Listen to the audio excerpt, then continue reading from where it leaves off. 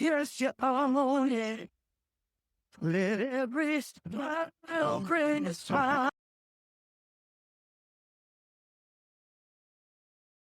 Oh, yeah. Welcome back to another episode of the 200% Marriage Podcast. Nailed it.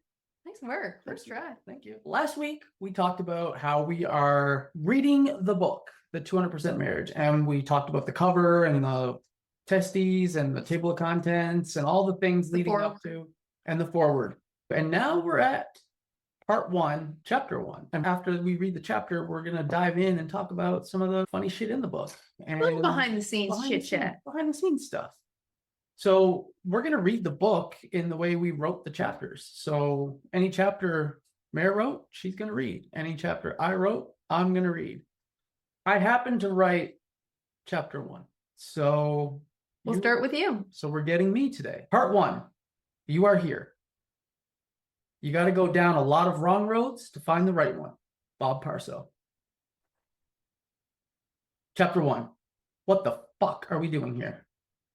I may not have gone where I intended to go, but I think I've ended up where I needed to be. Douglas Adams. Congratulations, you made it to page 1. That's a big milestone. We're not joking. Starting anything is always the hardest part, whether it's a workout, a business, or, yes, reading a relationship book. You have to pick up the book. You have to turn to page 1. Every journey starts with a single step. We don't celebrate taking that first step enough. It's important to celebrate the start. Who says you should only celebrate the end of something? You don't get to the end without starting. And you, my friend, have officially started. That is our first celebration together, but it won't be our last. That's going to be a theme in this book. We're going to celebrate a lot together on this journey because, well, as you're going to see, there's a lot to celebrate, and celebrating builds momentum. It supercharges you to keep progressing. So we celebrate you and the beginning of this beautiful journey we're about to take together and this lovely new relationship that we're forming. Did we just become best friends? Since this is the beginning of our fantastic new relationship, this is probably a good time to go over a few things. First, we are not your typical relationship coaches. We do things a little differently around here. And this is not your typical how to save your marriage in 12 easy steps relationship book. We're going to make the process of reconnecting a lot more enjoyable. We don't do stuffy. We also don't pretend that we never swear, especially Mare. She's like a sailor. So fair warning, we will say the occasional swear word. We left you a clue in the chapter title. If that offends you, you may want to put this book down now. However, if you're not offended by swear words, then this will be a fun ride. If you're still here, you're probably our people. Which brings me to the second point. We prioritize fun. It is a non-negotiable for marriage and this book. If you're allergic to fun, or if you're just a plain old stick in the mud and you don't want to have any fun while making your marriage the best it's ever been and crushing life together with your best friend, this is your last exit ramp. Still here? Then you must want to reconnect with your person on a level you weren't even sure was possible. Transform your marriage forever and have a lot of fun while doing it. So, with that out of the way, we're going to make a few assumptions. I know, a dangerous game, but as we just covered, we like to party and we live on the wild side, so we're going to do it anyway. Since you're still here, I assume you likely also have a wild streak, like to party, and you probably fit into one of these 5 categories. 1, you're married. Things are okay, but you can feel something is missing in your marriage. You may not be quite sure what exactly, and you want more. 2, you're married. Things are not okay. One or both of you is flat out unhappy, and you're worried your marriage isn't going to survive unless things change.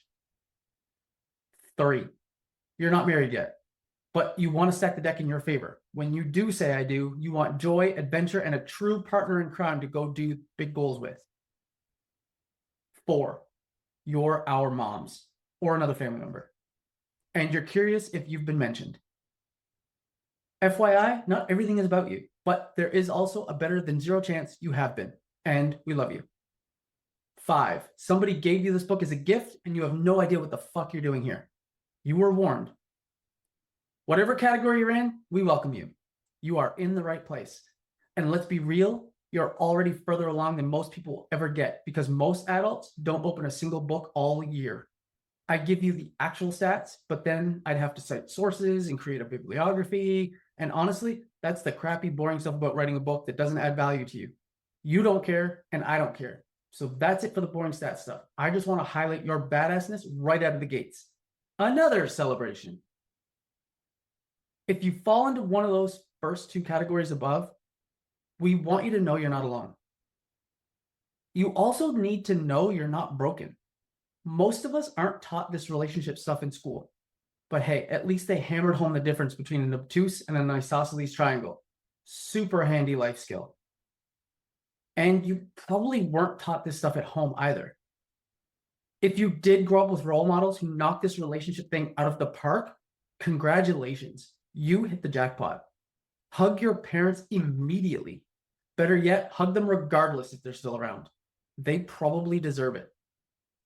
But if your experience was like ours, your parents were winging it, just like their parents before them, white-knuckling their way through till death do us part. No shame in that. It just means you get to write a new script. That's where we come in. We're going to get a little vulnerable and tell you about our experience. Sometimes it'll be funny. Sometimes it will be messy. But it will always be honest and real. Not because this book is about us. It's definitely not. But because we want you to see that if we can do this, anyone can do this, including you. You should also know there are two of us writing this thing. We tried to make it obvious by including both our names on the front cover. You're going to hear both of our stories. You're going to hear both of our voices. We're going to be switching back and forth when it's appropriate. We'll always make the transitions clear so you know whose voice you can't shake in any given moment. I'm Craig. This has been my voice. Meredith, Mare for short, is my beautiful wife, business partner, and best friend in the world. She's also my co-author for both this beautiful story we're writing together called Life and this fun book you hold in your hands. So without further ado, she's going to take the mic for chapter 2 and tell you a little bit about how she got so messed up. I mean, here. How she got here. So, Chapter 1. chapter 1 in the books. Chapter 1 How in did the it feel books. to read it out loud? Good. I think it's a strong opening. I think it sets the tone that we're doing things a little differently. Mhm. And I think that is woven throughout this book. I'm cool with the opening chapter. I think it really does set a tone. I think it sets a tone too. And every time I read it, every time I hear it, it brings me back to Big White, the mountain on Big White, where we wrote it. Like that first I don't know what it is with the first chapter, but it brings me right back there. And I'm really grateful that that's where we ended up. We didn't intend to end up living on the side of a ski mountain for the month of June, but it ended up being just the perfect place. There was nobody around.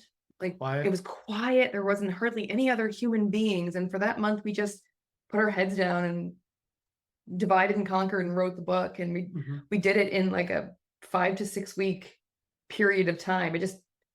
It just came out of us. Yeah. Like more easily, more quickly, I don't want to say effortlessly, because obviously it was work, but it just spilled out. It felt like it was there, just ready to come out. So the writing of it was fun. Well, and we learned a quote as we were writing the book is no book is due before its time.